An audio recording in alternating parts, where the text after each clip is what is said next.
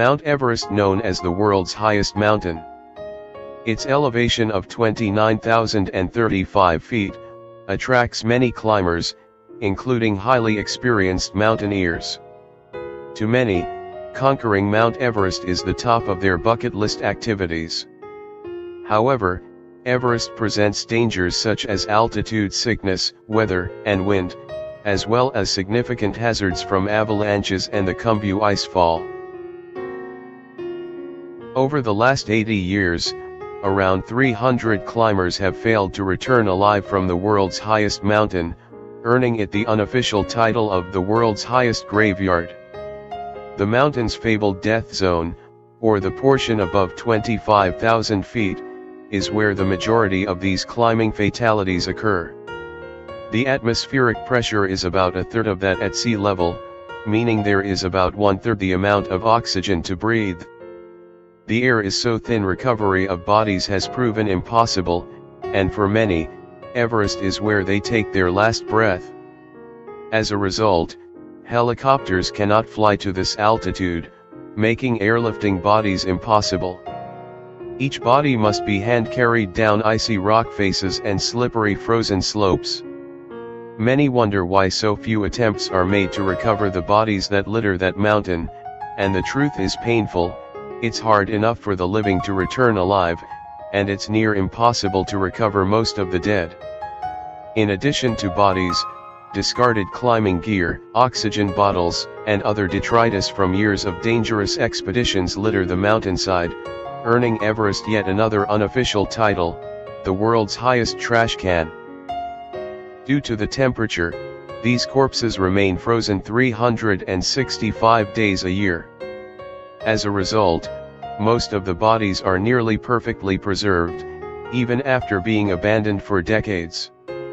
No better example exists than the still frozen body of George Mallory, which was discovered in 1999. He and his climbing partner disappeared over 80 years ago, but his body has barely decayed. George Mallory and Andrew Irvine was declared dead after failing to return while attempting to be the first to reach the summit of Everest. After their disappearance, several expeditions tried to find their remains, and perhaps, determine if they had reached the summit. For 70 years, the pair's whereabouts remained unknown. The mystery was partially solved in 1999 when Mallory's body was discovered face down on a steep rock face. The location of the body suggested that Mallory fell and slid down the slope, breaking his right leg clean in two. After the body was identified by a name tag still visible on Mallory's coat, it was buried where it was found. Andrew Irvine's body has yet to be located. Since it's nearly impossible to recover a dead body on Mount Everest, several of them have been left there, named, and used as landmarks. Ultimately, most agree that no body is worth the life of another. Hence, the decision is often made to simply leave bodies where they fall. In 1953, the first successful summit of Everest was made. First to the top were Tibetan mountaineer Tenzing Norgay and New Zealand mountain climber and Antarctic explorer Edmund Hillary. They completed the climb on May 29 and remained at the top for only 15 minutes before descending. Hundreds of climbers have reached the top of Everest since 1953. In fact, Nepal and China have turned the prospect of climbing Mount Everest into a significant industry, with the cost of a standard supported climb, that is, with guides and equipment, ranging from $28,000 to $85,000 per person in 2017.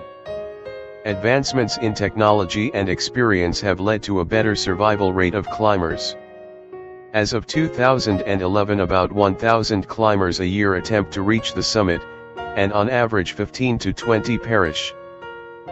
What do you think about the Mount Everest?